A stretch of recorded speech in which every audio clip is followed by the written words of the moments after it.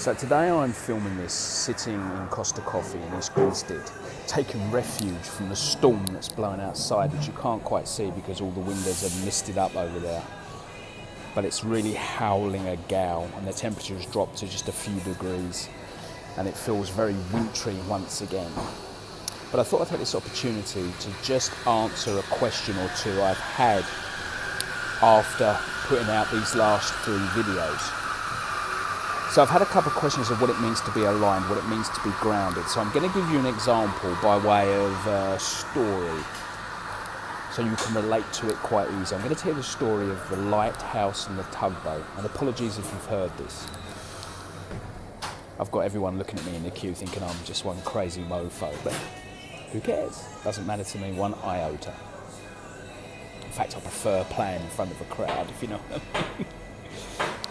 So the lighthouse versus the tugboat. They both do a similar job, right? I mean, their role is quite straightforward. It's to allow ships from the open ocean to come in safely to the harbour, avoiding all the obstacles that are seen and unseen.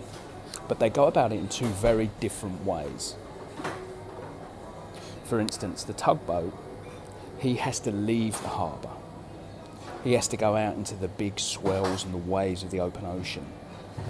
He has to attach himself to a ship and he then has to pull that ship into the harbour. And he does it very, very well. But there are limitations. There are other tugboats there, so he's in competition with them. He can only do 1 ship at a time.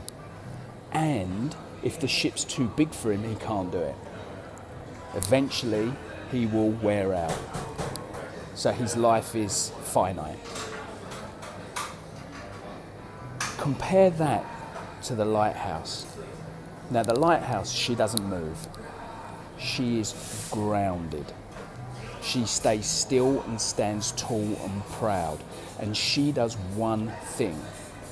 She shines her light.